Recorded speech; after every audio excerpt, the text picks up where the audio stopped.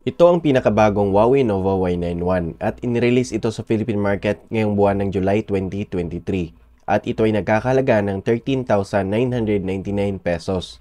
At sa halagang yan ay may 8GB of RAM and 256GB of internal storage na ang phone na to. At pagdating naman sa kulay na available nito sa Philippine market, ito ay may dalawang kulay lamang. May kulay na Starry Black at itong hawak naman natin ngayon ay ang kulay na Moonlight Silver. Ngunit bago natin simulan i-review ang phone na to at kung bago ka pa lamang sa channel ko, ay inaanyayahan ko po kayong i-like, subscribe at i-hit ang notification bell button dyan sa baba para lagi kayong updated sa mga bagong smartphone na i-review natin.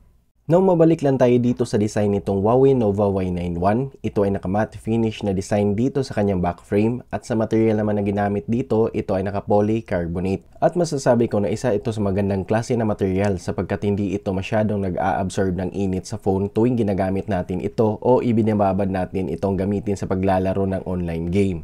At isa sa naging advantage din ito ay hindi rin kumakapit ang fingerprint natin dito sa back frame. Now, malipat naman tayo dito sa kanyang screen kung saan ang ginamit na material dito ay ordinary glass pa lamang. Kaya kailangan talaga natin nalagyan ito ng screen protector nang sa ganon mas maging protektado ang screen nito sa mga scratches at kung sakaling aksidente mang mahulog, ito ay safe na safe pa rin. Now, malipat naman tayo dito sa camera niya sa harap kung saan ito ay napaka-eleganting tignan dahil ito ay naka-punch hole na ang design. At sa katabi naman itong camera niya sa harap, dito naman nakalagay ang kanyang secondary speaker. Malipat naman tayo dito sa ibabang bahagi kung saan dito nakalagay ang kanyang speaker at kung gagamitin natin ang dalawang speaker ng phone na to ay kayang i-maximum ang volume power nito up to 300%.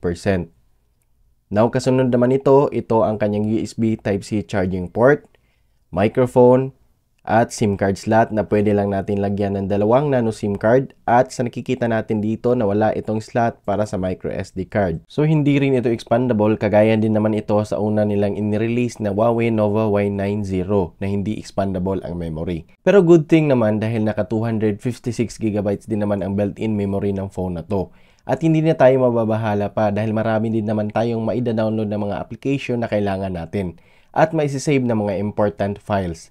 Now, malipat naman tayo dito sa kanang bahagi. Dito nakalagay ang kanyang volume rocker. At sa katabi naman itong volume rocker, ito ang kanyang 2-in-1 button na nagsisilbing power button at side-mounted fingerprint scanner. At hindi lang fingerprint scanner ang meron sa phone na to, dahil meron din itong face unlock.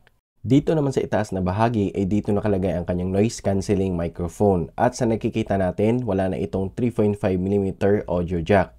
Kung sa timbang at kapal naman ng phone na to ang pag-uusapan, ito ay may timbang na 214 grams. Medyo may kabigatan talaga ng konti ang phone na to dahil din siguro dito sa kanyang battery. At may kapal lang din ang phone na to na 8.9mm lamang. Mabalik lang tayo dito sa likurang bahagi kung saan dito nakalagay ang kanyang dalawang lente ng camera.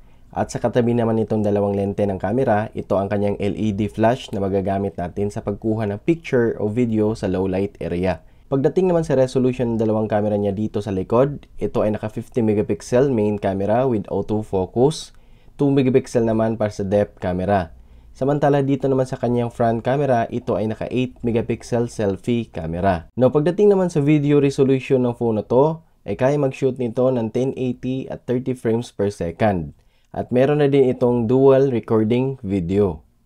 Sa display naman ng Huawei Nova Y91, ito ay may 6.95 inches Full High Definition Plus IPS LCD display at may resolution na 1080p at may 90Hz refresh rate na kung saan ay may experience pa din natin ang smoother performance nito in terms of browsing at pati na rin sa paglalaro natin sa ating paboritong online game. At sa nakikita natin dito sa display ng phone na to, maganda naman siya at namangha ako sa haba ng screen size ng phone na to. At dahil dyan ay mai-enjoy talaga natin ang panunood ng movie sa smartphone na to.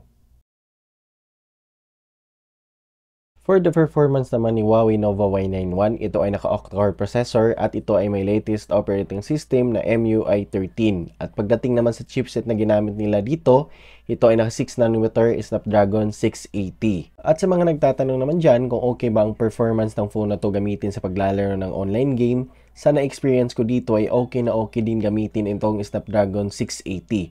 Sa katunayan nga ay madami din naman ang nagsilabasan ng mga smartphone ngayon sa market na naka-Snapdragon 680 ang chipset. At nakakasupport din naman ito ng high graphics at ultra frame rate, lalo na dito sa larong Mobile Legend. Kaya mai-enjoy pa din talaga natin ang paglalaro sa phone na to.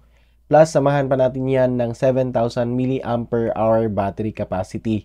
Kaya masusulit mo talaga itong gamitin sa buong araw. At idagdag ko lang dito na itong si Huawei Nova Y91 ay naka 22.5 watts super fast charge na. And that's it. That's all for today mga ka-Android Feel, and see you on my next review.